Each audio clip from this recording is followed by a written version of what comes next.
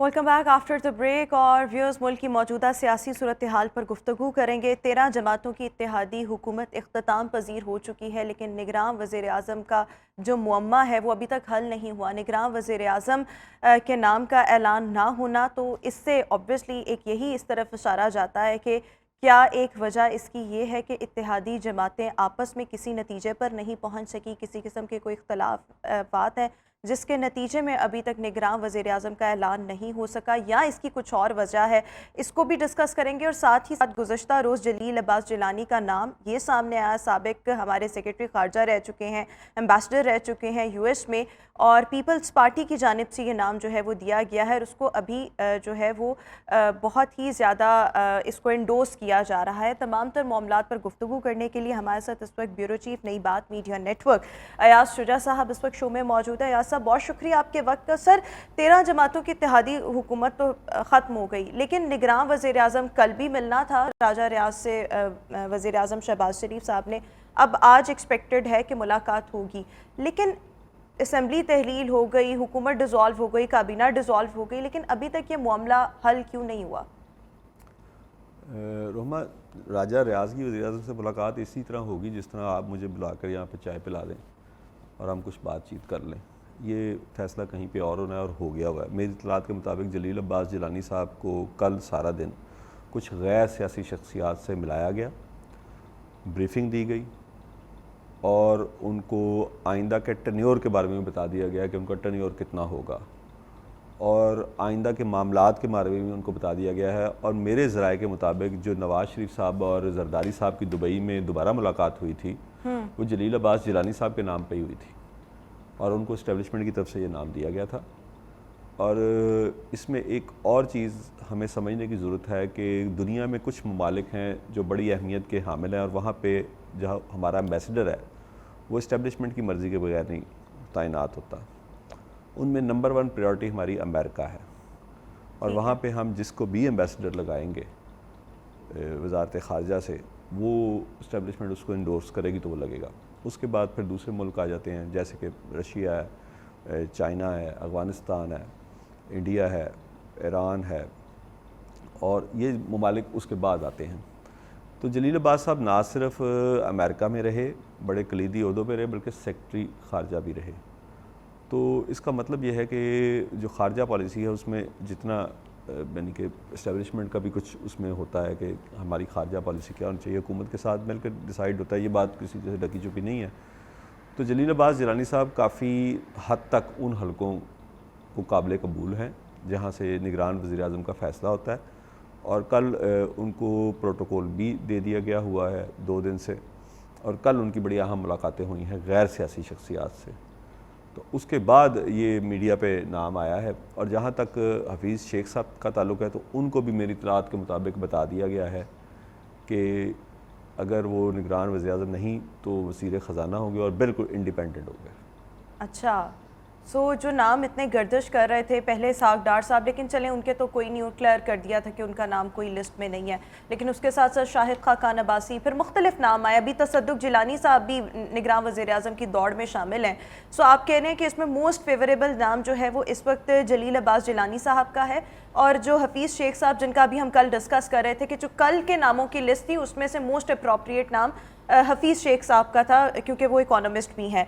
अब आप कह रहे हैं उनको वज़ीर ख़ज़ाना जो है वो बनाया जाएगा, ये ओहदा दिया जाएगा। अगर वो निगरान वज़ीर आज़म नहीं बनते, लेकिन ये जो बाकी नाम सर्कुलेट फिर कर रहे थे, इनको भी कोई ना कोई ओहदा दिया जाएगा, या ये बस ऐसे ही नाम सर्कुलेट हो रहे थे?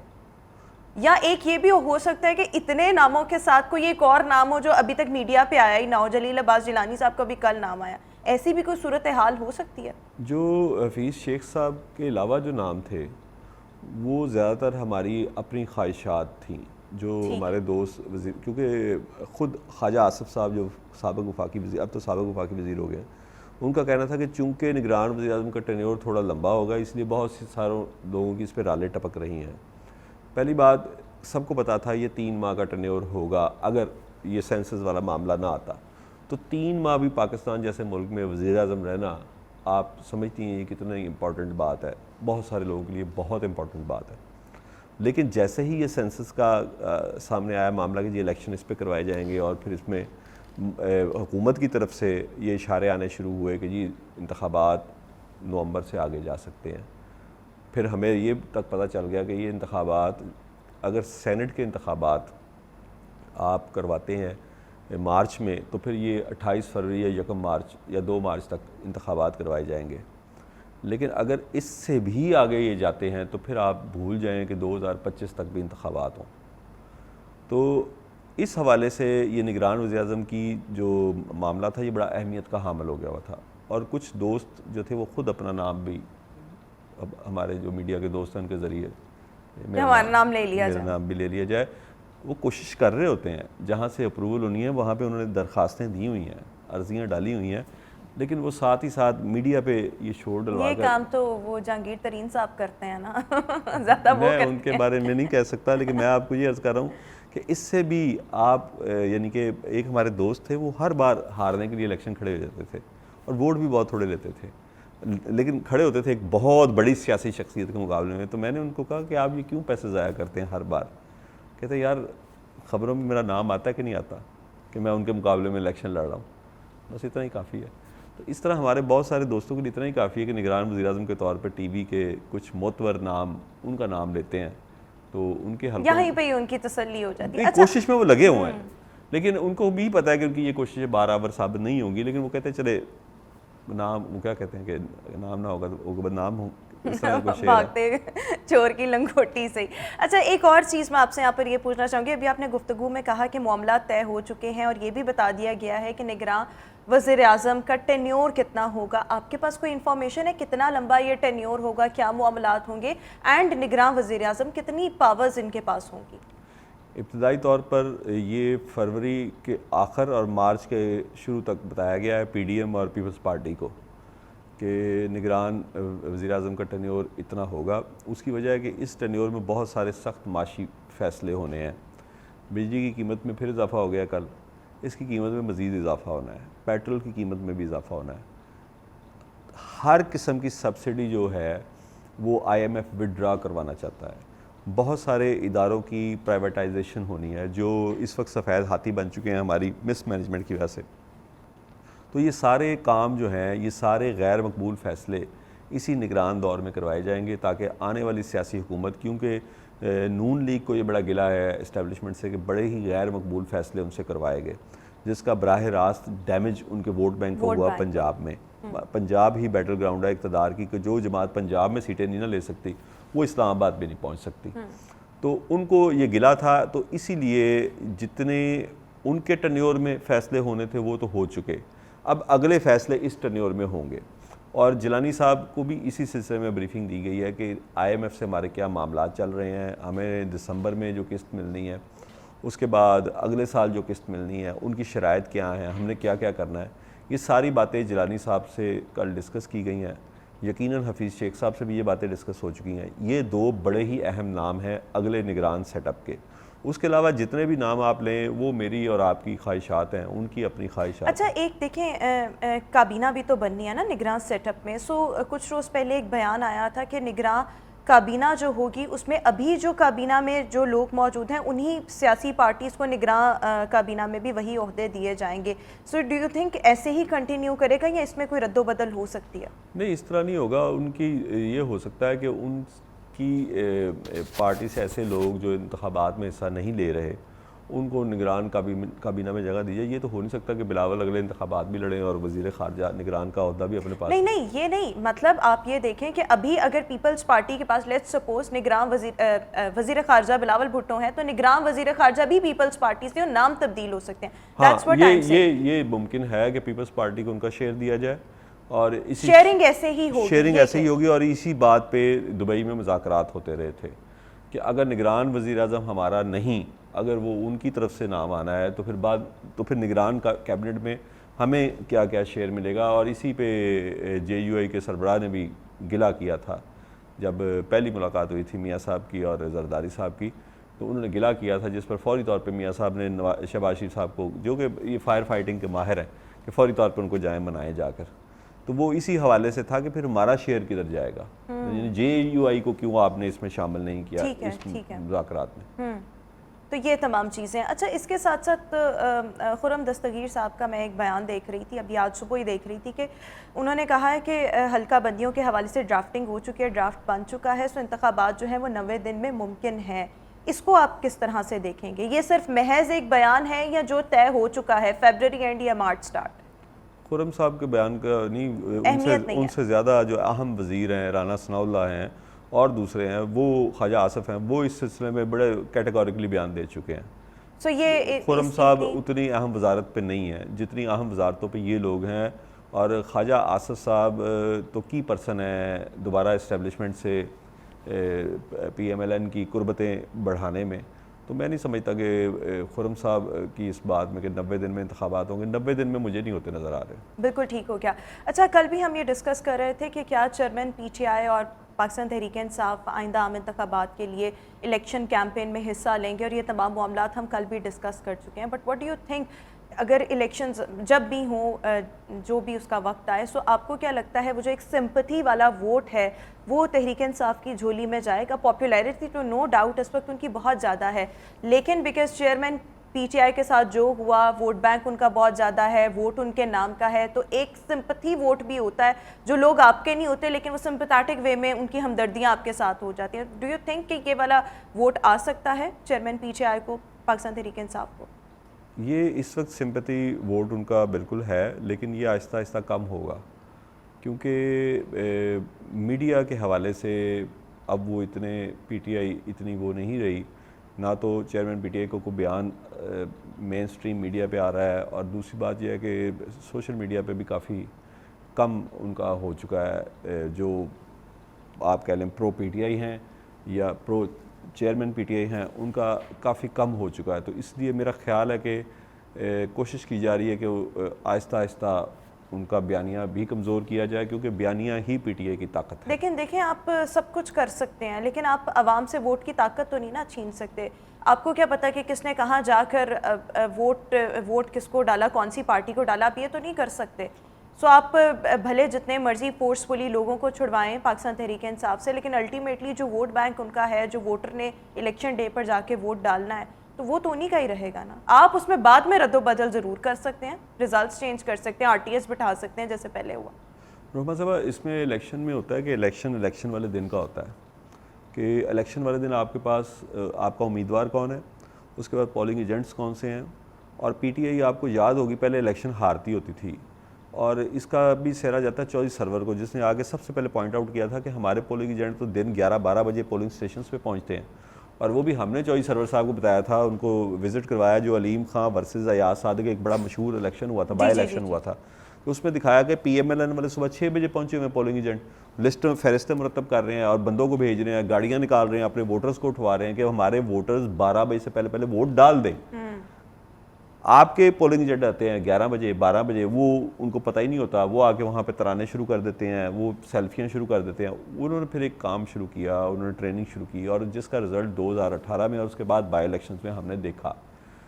اگر آپ کو پنجاب میں آپ کے پاس الیکٹیبلز ہی نہیں ہوں گے, ایسے الیکٹیبلز سے یہ مراد نہیں کہ ان کے اپنے ووٹ بینکس ہیں جن کو الیکشن لڑنا آتا ہے, جو الیکشن لڑنے کی سکت رکھتے ہیں, اگر وہی نہیں ہوں گے, آپ کے پاس اپنے پولنگ ایجنٹ ہی نہیں ہوں گے, اور لوگ جو ہیں وہ آپ کے پولنگ ایجنٹ بننے کو تیار نہیں ہوں گے, تو آپ کیسے الیکشن لڑیں گے؟ لیکن چیئرمین پی ٹی آئی تو کہتے ہیں کہ ووٹ میرا یا میں جس کو ٹکٹ دوں گا وہ جیت جائے گا. میں پھر کہہ رہا ہوں یہ فیکٹر الیکشن والے دن بہت زیادہ اثر انداز ہوگا کہ آپ کا کینڈیڈیٹ کون ہے اور اس کے پاس پولنگ ایجنٹ کتنے تجربہ کار ہیں. اگر ایسا نہیں ہوا تو بڑا مشکل ہوگا, کیونکہ ہم نے ذوالفقار علی بھٹو کے دور میں تو یہ دیکھا کہ ایک ویو تھی, لیکن اس بار ہم دیکھ رہے ہیں کہ ذوالفقار علی بھٹو کے دور میں وہ طاقتیں جو تھیں ان کی راہ میں حائل نہیں تھیں, کچھ ان سین طاقتیں ہوتی ہیں جو اس وقت پی ٹی آئی کے ساتھ نہیں ہیں بلکہ شاید ان کے خلاف ہیں. تو وہ جو طاقتور حلقے ہیں اگر وہ آپ کے خلاف ہیں تو پھر آپ کو شاید پنجاب میں کافی, میں کے پی کے کی بات نہیں کر رہا, کے پی کے میں بہت یہ پیچھے انہوں نے جے یو آئی کی خالی ہوئی سیٹ چھین لی ان سے یہ بلدیاتی انتخاب میں, لیکن میں NA45 والی وہ جو بات کر رہا ہوں پنجاب میں آپ کو لیے بڑا مشکل ہو جائے گا چیئرمین پی ٹی آئی کے لیے کہ وہ کس کو ٹکٹ دیں گے, اس کے پاس بولے گی ویسے وی ڈونٹ نو ٹکٹ کا فیصلہ بھی کیا اندر وہاں سے جیل سے ہی ہوگا یا اس کے لیے کور کمیٹی فیصلہ کرے گی؟ فیصلہ وہی کریں گے, یہ وہ وہی کریں گے. اچھا چلیں ٹھیک ہے. اچھا اس کے ساتھ ساتھ کیونکہ یہ 13 جماعتوں کی اتحادی حکومت اب تو ختم ہو چکی ہے, ان کی 16 مہینے کی آپ کارکردگی کو کس طرح سے ریٹ کرتے ہیں؟ نو ڈاؤٹ معاشی فیصلے بہت سخت لیے گئے اور لینے تھے کیونکہ ان کے پاس اور کوئی چوائس نہیں تھی, بٹ اوور آل ایک کارکردگی بھی تو ہوتی ہے نا, وہ آپ کیسی اس کو دیکھتے ہیں؟ کارکردگی کا فیصلہ عوام سب سے بہتر کرتے ہیں. آپ بھی لوگوں میں گھومتی پھرتی ہیں, میں بھی عام لوگوں کے ساتھ اٹھتا بیٹھتا ہوں, آپ کو ان سے پتہ لگ جاتا ہے کہ کارکردگی کیسی تھی. سخت معاشی فیصلے آپ ضرور لیں, لیکن اس میں ہمیں دیکھنا یہ ہوگا کہ چین میں جب معاوضے سخت فیصلے لے رہے تھے, انقلاب لا رہے تھے, تو معاوضے خود کیا پہنتے تھے, معاوضے تم کا خود لباس کیا ہوتا تھا. تو کیا ہمارے لوگوں نے بھی جب یہ سخت معاشی فیصلے کیے ہمارے حکمرانوں نے, تو کیا وہ سختیاں انہوں نے خود بھی برداشت کیں؟ اس کا جواب آپ عوام سے پوچھیں تو عوام کا جواب آپ کو پتہ لگ جائے گا کیا ہے. دوسری بات یہ ہے کہ بہت ساری شکایات ایسی ہیں کہ جن کو ایڈریس کرنے کی ضرورت ہے کہ شہباز شریف صاحب بہت اچھے ایڈمنسٹریٹر ہیں, لیکن شاید وہ اتحادی حکومت پہ اس طرح گرپ نہیں کر سکے. اپنے لوگوں کی تو شاید وہ کرپشن پہ بڑی نظر رکھتے ہیں, لیکن کچھ شکایات ایسی بھی ہیں کہ جو اتحادی حکومت میں شامل کچھ تھے شکایات ہمیں باہر آئیں. اور اس کے علاوہ کچھ ایسے بل پاس ہوئے تنخواہوں کے حوالے سے, مراد کے حوالے سے, جس پہ بھی عوام میں بڑی نکتہ چینی کی گئی کہ آپ جس وقت بجلی کی قیمتیں روزانہ کی بنیاد پہ بڑھا رہے ہیں, آپ پیٹرول کی قیمتیں اس قدر بڑھا چکے ہیں, تو پھر آپ بھی ہمارے ساتھ سیکریفائز کریں. اس طرح کی چیزوں کے حوالے سے یہ 15-16 ماہ جو ہیں وہ بڑے اہم تھے, اور انتخابات میں آپ کو اس کا رزلٹ. لیکن میرے خیال میں سخت فیصلے لیے گئے ہیں, لیکن جو اس وقت ہمیں ریالٹی نظر آ رہی ہے وہ سخت فیصلے لینے کے باوجود اقتدار کی بندر بانٹ کیسے ہوگی, وہ میرے خیال میں وہ چیز عیاں ہے, اس کو پریڈکٹ کیا جا سکتا ہے سم ہاؤ. میں یہی عرض کر رہا ہوں کہ عوام میں یہ تاثر بڑا گہرا ہو چکا ہے اور مایوسی اس قدر زیادہ ہے کہ میں آپ کو بتاؤں آج کل مجھے سب سے زیادہ سفارشیں پاسپورٹ بنوانے کے لیے آتی ہیں. اس کا مطلب ہے ہم بھی آپ سے سفارش کریں. میں اس سے یہ آپ کو صرف بتانا چاہ رہا ہوں کہ لوگ کتنے مایوس ہو چکے ہیں, اور ہماری سیاسی قیادت کو ضروری ہے کہ اس مایوسی کو دور اچھا کل ایک چارٹ شیٹ بھی آئی ہے پاکستان تحریک انصاف کی جانب سے, جس میں انہوں نے کہا کہ 60 لاکھ لوگ جو ہیں وہ مزید غربت میں دھنس گئے, جو 10 لاکھ کے قریب 12 لاکھ کے قریب پاکستانی ہیں وہ باہر چلے گئے. چارٹ شیٹ کی کوئی اہمیت ہے یا صرف یہ اپنے آپ کو مطلب لائم لائٹ میں رکھنے کے لیے صرف ایسے بیان یا ایسی چارٹ شیٹ جو ہے وہ دے رہے ہیں؟ دیکھیں تحریک انصاف ایک سیاسی جماعت ہے اور اس کو اپوزیشن کا کردار ادا کرنا چاہیے, کیونکہ اپوزیشن تو اس وقت ہے کوئی نہیں. یہ تو ایک ملک سے مذاق ہے کہ راجہ ریاض صاحب اپوزیشن لیڈر ہیں, اور ان کا یہ بیان پڑھ کر تو یقین کریں کہ شاید کوئی بڑے سے بڑا کوئی تھیٹر کا ڈرامہ دیکھ کے میری ہنسی نہ نکلتی. پرسوں ان کا بیان آیا کہ آج میں مصروف ہوں تو نگران وزیر اعظم کے ایشو پہ میں وزیر اعظم سے ملاقات نہیں کر سکوں گا, کل اس سلسلے میں ملوں گا. تو میری ہنسی نکل گئی کہ راجہ ریاض صاحب اس ملک کی تاریخ کے سب سے طاقتور اپوزیشن لیڈر رہے ہیں, اور وزیر اعظم بھی ان سے ڈرتے رہے. اور یہ وہی راجہ ریاض صاحب ہیں جو پارلیمنٹ میں کھڑے ہو کے کہتے تھے یہ دیکھیں یہ اب یہ وفاقی وزیر یہ اب ہمیں پوچھتے ہی نہیں ہیں. یعنی کہ کیا آپ میسج دے رہے ہیں؟ میں بالکل مانتا ہوں خورشید شاہ اپوزیشن لیڈر تھے جب عمران خان دھرنا دیے بیٹھے تھے, بہت قربت تھی اس وقت وزیر اعظم نواز شریف سے ان کی, لیکن بہرحال اپوزیشن لیڈر بیٹھے ہوئے لگتے تھے, بعض معاملات پہ تقریر کرتے تھے تو لگتا تھا کہ اپوزیشن لیڈر بات کر رہا ہے. تو اس لیے مجھے تو بڑی معذرت کے ساتھ کہ راجہ ریاض صاحب تو اپوزیشن لیڈر نہیں ہے, اور مجھے یہ بھی نہیں پتا کہ وہ انتخابات میں نون لیگ کی ٹکٹ پہ لڑیں گے یا کوئی ایسا اسپیشل ارینجمنٹ کیا جائے گا کہ ان کے مقابلے میں نون لیگ کا امیدوار ہی نہیں ہوگا.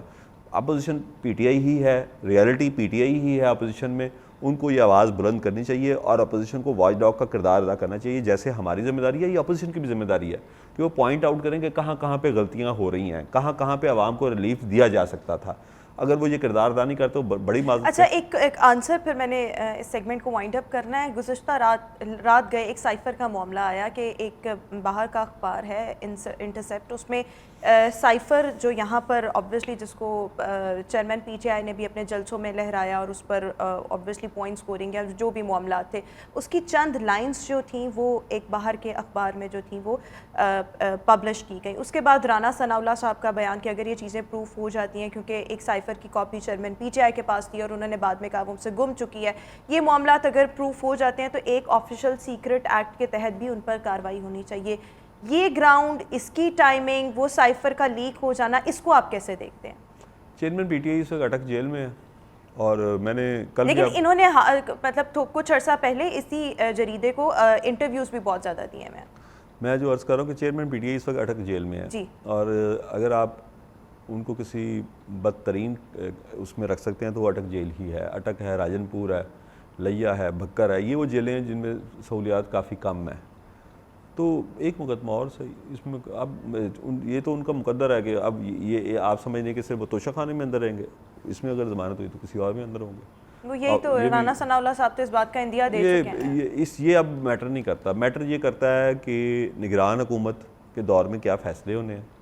ان کا عام عوام کو اس چیز سے کوئی غرض نہیں ہے کہ عمران خان توشہ خانہ میں اندر ہے. عام عوام کو اس چیز سے بھی کوئی غرض نہیں ہے کہ نواز شریف بے گناہ ثابت ہو چکے ہیں. عام عوام کو اس سے بھی کوئی غرض نہیں ہے کہ شہباز شریف صاحب نے بڑی محنت سے یہ 15-16 مہینے کام کیا.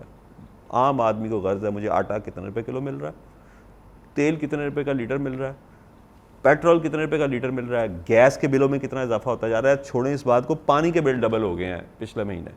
ان کو صرف اس چیز سے غرض ہے. یہ حکومت کی اگر پریورٹی نہ رہی تو یہ سارے بیانیے جو ہیں چیئرمین پی ٹی اے کے خلاف جو بنائے جا رہے ہیں یہ کسی نے اس کو نہیں، ان کی کوئی وقت ہی نہیں رہی. عوام کو ریلیف دیں گے تو بچے گی. اور وہ ریلیف ملتا تو دکھائی نہیں دے رہا. مطلب وہ مجھے نہیں لگتا کہ آنے والے وقت میں بھی ملے گا، بلکہ حالات مزید سے مزید ٹف ہی ہوتے جائیں گے اور ہمارے پاس اور کوئی چارہ بھی نہیں ہے. تھینک یو سو مچ ایاز شجاع صاحب ہمارے ساتھ شو کا حصہ تھے. ویورز ابھی ہم شو میں ایک بریک شامل کریں گے. بریک کے بعد دوبارہ حاضر ہوں گے کچھ نئے موضوعات کے ساتھ. Stay with us. Good morning. Welcome back after the break. اور ویورز نوجوانوں کے لیے ایک بہت ہی زبردست پلیٹ فارم جس کے توسط سے نوجوانوں کو آئی ٹی کے کورسز کرائے جائیں گے، اس کا نام ہے، اس پروگرام کا نام ہے بنو قابل.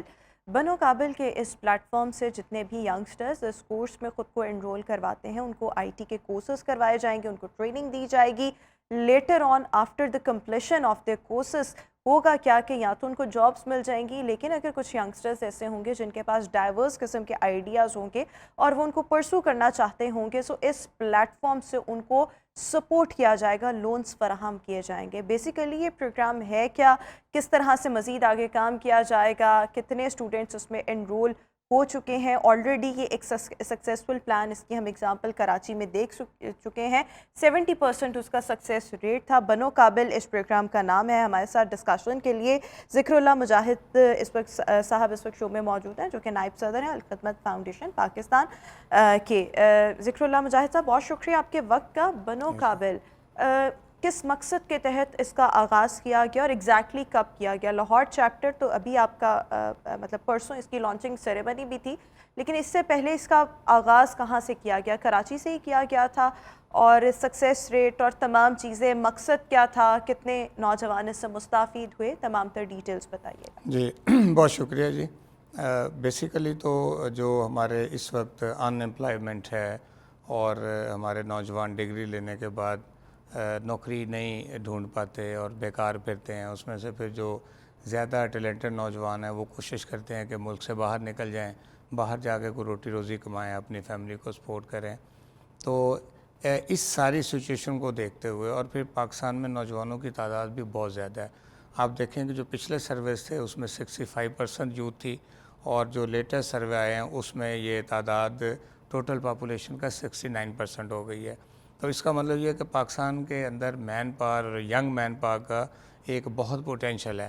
اگر اس مین پاور کو ہم ڈرین نہ ہونے دیں اور یہ ڈگریاں لے کے دھکے نہ کھاتے پھریں اور ان کو ہم کسی ایسے ہنر سے وابستہ کر دیں کہ جو اپنی فیملی کے لیے بھی اور پھر اس ملک کے لیے بھی مفید ہو، تو اس سے بڑی نیکی میں سمجھتا ہوں یا خیر اور کوئی نہیں ہو سکتی. تو یہ وہ بنیادی پرابلم تھا کہ جس کو سامنے رکھتے ہوئے الخدمت نے پھر یہ بنو قابل پروگرام کا آغاز کیا. کراچی چیپٹر کے آپ کو کتنا عرصہ ہو چکا ہے اور کتنے بیچز اس میں سے نکل چکے ہیں؟ دیکھیں اس میں تو جب کراچی کا پروگرام شروع کیا کراچی الخدمت نے، حافظ نعیم الرحمان صاحب نے اور نوید بیگ صاحب نے، تو سچی بات یہ ہے کہ اس کا بہت بڑا رسپانس آیا. کم و بیش 1 لاکھ بچے اور بچیاں تھیں جنہوں نے انٹری کے لیے اور انرولمنٹ کے لیے. And that was all free of cost, right? جی بالکل، کوئی اس میں ہم پیسہ نہیں لیتے، یہ بالکل بچوں کے لیے فری آف کاسٹ ہے. تو 1 لاکھ کے قریب لوگوں نے اپلائی کیا، پھر اس کی سکروٹنی کی اور پھر جس میں واقعتاً اس قابل تھے کہ وہ ان سافٹ ٹیکنالوجیز کو لرن کر سکتے تھے تو ان کے پھر بیچز بنائے اور 10,000 کا جو پہلا بیچ تھا وہ اب نیئر ٹو کمپلیشن ہے, 6 منتھ اس کے پورے ہو گئے ہیں اور ایک نیا بیچ آئے گا. نمبر 1 تو یہ ہے. دوسرا یہ کہ اس پروگرام کی خوبصورتی یہ ہے کہ یہ پروگرام فری آف کاسٹ ہے. ویسے یہ اگر یہ جو فری لانسنگ ہے یا اس طرح ڈیزائننگ ہے یا مختلف قسم کے IT کورسز ہیں, اگر آپ مارکیٹ میں اس کو ریئل بیس پہ جا کے کریں تو یہ کم از کم 50,000 میں یہ ایک کورس 6 منتھ کا ہوتا ہے, اور جو اچھے ادارے ہیں وہ 1 لاکھ سے بھی اوپر اس کا چارج آپ کر کا رہے بھی ہیں. یہ ایک کورس کا ڈیوریشن 6 مہینے ہی ہے؟ جی بالکل, ہم ایک بیچ جو ہے وہ 6 منتھ کا لیں گے, اور یہ جو مختلف ہمارے پاس سافٹ ٹیکنالوجیز ہیں ان پر بچوں کو ٹرین کریں گے. اس کے بعد پھر ان کی ہم انٹرنشپ کروائیں گے, اور اس کے بعد پھر جو بچے اپنا کام کرنا چاہیں گے تو ان کے لیے ہم لیپ ٹاپ اور کمپیوٹر کی فیسلٹی پرووائڈ کریں گے. اور کچھ بچے جو زیادہ اسکلفل ہوں گے تو ہم اپنی ملک کی انڈسٹری میں ان کو ریکمینڈ کریں گے. تو یہ پورا ایک پروسیس ہے کہ جو انشاءاللہ آنے والے دنوں سو میں بیسیکلی ہمارے ملک میں یہاں پر آج کا جو نوجوان ہے وہ بہت ہی زیادہ, میں کہوں کہ ہوپ لیسنس کا بھی شکار ہے. جاب اپرچونیٹیز ہے نہیں, مہنگائی بہت زیادہ ہے, رہن سہن مشکل ہو چکا ہوا ہے. سو ایسے میں یہ جو پروگرام ہے یہ امید کی کرن ہے ایسے نوجوانوں کے لیے جو کچھ کرنا چاہتے ہیں لیکن ان کے پاس فیسلٹیز نہیں ہے, پیسہ نہیں ہے. سو الٹیمیٹلی آپ ان کی جاب ہنٹنگ میں بھی ان کو ہیلپ کر رہے ہوں گے, اور اگر کوئی اپنا بزنس وغیرہ سٹارٹ کرنا چاہتا ہے سو اس میں بھی آپ اس کی مدد کر رہے ہوں گے. اور 6 منتھس کا اس کا ڈیوریشن ہوگا. ابھی آپ کا میرے خیال میں لاہور میں تو پہلا بیچ اس کی تیاری ہو رہی ہے. ابھی تو اسٹوڈنٹس انرول ہونا شروع ہو گئے ہیں یا ہو چکے ہیں؟ نہیں, ابھی ہم نے اس کی سافٹ لانچنگ تو کی ہے, اور ہم اس کی جو ایک موب کے اندر جو اس کی لانچنگ ہے وہ 14 اگست کو 13 کی رات کو ہم انشاءاللہ تعالیٰ کریں گے. اور یہ 14 اگست سے لے کے 14 سپٹمبر تک 1 منتھ ہم دیں گے کہ جن میں بچے اپلائی کریں گے. اس کے بعد سپٹمبر کے مہینے کے اندر ہی پھر ہم لسٹیں جنہوں نے اپلائی کیا ہوگا اس کو ڈسپلے کریں گے, اور اس میں پھر ایک ہم وہ ہفتے 10 دن کا کوشن رکھیں گے کہ جس میں جن لوگوں نے اپلائی کیا اگر کسی وجہ سے وہ ڈراپ ہو گئے ہیں, لسٹ میں نہیں آ سکے, تو ایک موقع ہم ان لوگوں کو دیں گے کہ وہ دوبارہ سے آ کے ہم سے رابطہ کریں. ہم دیکھیں ابھی آپ کے پاس کتنی سیٹس ہیں ابتدا میں؟ ہم نے پلان یہ کیا ہے کہ انشاءاللہ تعالیٰ ہم فرسٹ بیچ جو ہے 10,000 بچوں کا لیں گے, اور 6 منتھ کے بعد پھر اس کو ریپیٹ کریں گے. تو 6 منتھ کے اندر وہ بچے انشاءاللہ اس قابل ہو جائیں گے. آپ دیکھیں جو ہمارا جو ٹرائل پروگرام تھا کراچی کا, تو آپ کو اگر کبھی موقع ملے تو آپ ضرور اس کی جو سکسیس سٹوریز ہیں ان کو لوگوں کے سامنے لائیں کہ اس بیچ میں جو ابھی نیئر ٹو کمپلیشن ہے اس کے اندر بچے اس قابل ہو گئے ہیں کہ انہوں نے خود سے کمانا شروع کر دیا ہے. فری لانسنگ میں وہ اپنے گھر میں بیٹھ کے اپنے موبائل پہ لیپ ٹاپ پہ انہوں نے, اور اس طرح کی 20 سٹوریز ہیں, کوئی ایک فرد نہیں ہے. وہ 10,000 میں 20 سینکڑوں لوگ ایسے ہیں کہ جو الحمدللہ ابھی ان کا کورس کمپلیٹ نہیں ہوا لیکن وہ اس قابل ہیں کہ وہ اپنی فیملی کے لیے اچھا, اس کے کما لیے سکیں. آپ ٹیچرز کی ہائرنگ, ٹرینرز کی ہائرنگ کیسے کرتے ہیں, اور کیا آپ نے اس پروگرام میں بڑے بڑے گروپس کو یا جو اس وقت پاکستان میں IT کے لیے جو کمپنیز کام کر رہی ہیں ان کو اپنے ساتھ پارٹنر بھی بنایا؟ ہاں, اس میں تو ہم نے کافی محنت کی ہے. یہ پچھلے آپ سمجھیں کہ 3 ماہ کے اندر جتنے بڑے ادارے ہیں پاکستان کے, جیسے یونیورسٹیز ہیں, لاہور کی یونیورسٹیز ہیں, اس میں یونیورسٹی آف سینٹرل پنجاب ہے, اس میں پھر یونیورسٹی سپیریئر گروپ ہے, یونیورسٹی آف لاہور ہے, UMT ہے, لیڈ یونیورسٹی ہے, ان سب سے ہم نے رابطے کیے ہیں. اور مجھے بڑی خوشی ہے, سچی بات یہ کہ جب یہ آئیڈیا ان کے سامنے گیا تو ویسے تو یونیورسٹی کمرشلز ہیں اور وہ فی لے کے بچوں کو پڑھاتی ہیں, لیکن ہر یونیورسٹی کے اونر نے یا ان کی جو مینجمنٹ تھی انہوں نے کہا جی اس کام کے لیے ہم آپ کے ساتھ ہیں.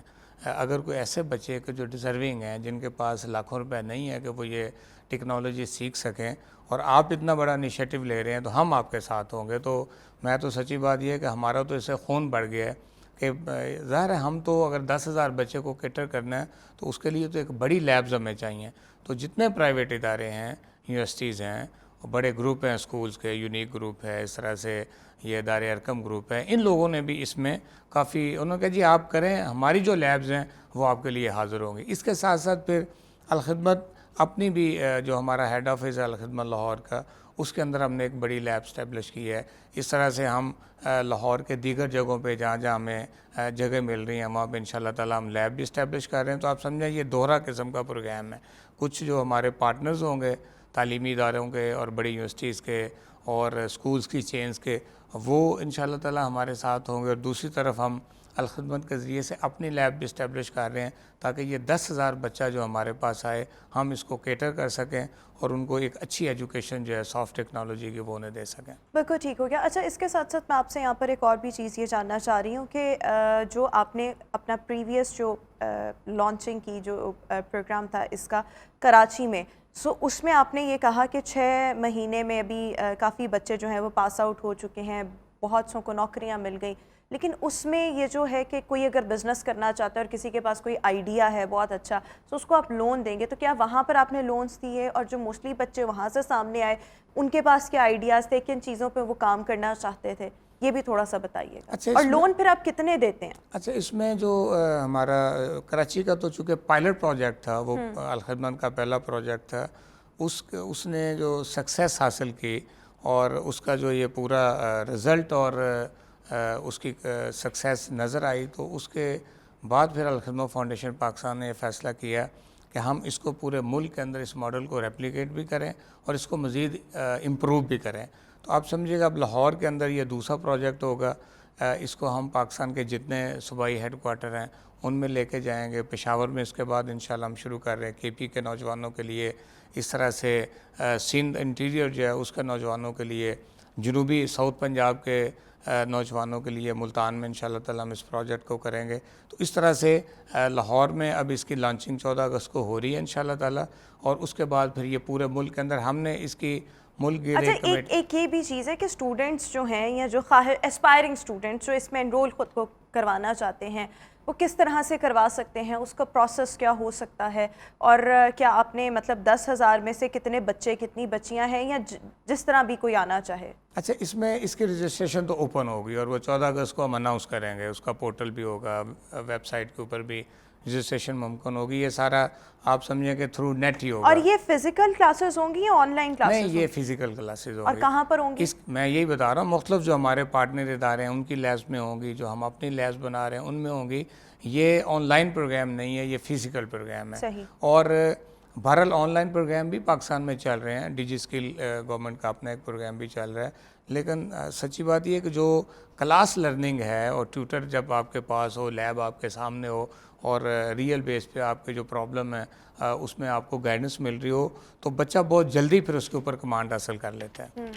بالکل ٹھیک ہو گیا. اس طرح سے آپ نے جو لون کا پوچھا ہے، تو ہمارا یہ پورا پلان ہے کہ اس میں جو بچے سکسیسفل ہوں گے انشاءاللہ تعالیٰ ہم پھر یہ کریں گے کہ ان بچوں میں سے اگر کوئی ایسے بچے ہیں کہ جو اپنا لیپ ٹاپ نہیں لے سکتے، کمپیوٹر نہیں پرچیز کر سکتے، تو انشاءاللہ تعالیٰ ہم پھر ان کو لون دیں گے، بلا سود قرضے ان کو دیں گے، اور وہ موبائل اور کمپیوٹر جو لیپ ٹاپ اس کی ضرورت ہوگی وہ اس کو خرید کے دیں گے. تو وہ پھر چھوٹی چھوٹی قسطوں میں کمائے گا بھی اور وہ ہمیں وہ پیسے واپس بھی کرے گا تاکہ وہ بعد میں کسی اور کے کام آ سکیں. اسی طرح سے جتنی بڑی انڈسٹریز ہیں، لاہور چیمبر آف کامرس کے ساتھ ہم نے جوائن ہینڈ کیا ہے اور انہوں نے ہمیں اس بات کا یقین دلایا کہ ہماری جتنی بھی انڈسٹری ہے اس کے اندر جو آپ کے بچے ٹرینڈ ہو کے آئیں گے تو انشاءاللہ ہم انہیں جابس بھی دیں گے. تو یہ جو چیمبر آف کامرس یہ جو مختلف ادارے ہیں یہ آپ کو ہیلپ آؤٹ کریں گے. آپ کو کیا مطلب بچوں کو ہیلپ آؤٹ کر رہے ہوں گے کہ ان کو اگر جابس چاہیے اس کورس کے بعد، یا اگر کوئی بزنس میں کام کرنا چاہتا ہے، سو یہ ادارے آپ کو اس میں ساتھ ساتھ ہیلپ کر رہے ہوں گے. اور یہ بڑا اچھا انیشیٹو ہے جس کو ہم سب اپریشیٹ کرتے ہیں. بہت شکریہ ذکر اللہ مجاہد صاحب ہمارے ساتھ شو کا حصہ تھے. ویورز اسی کے ساتھ ہی ہمارا آج کا شو اپنے اختتام کو پہنچا. انشاءاللہ آپ سے ملاقات ہوگی نیکسٹ پروگرام میں. اپنا بہت سا خیال رکھیے گا.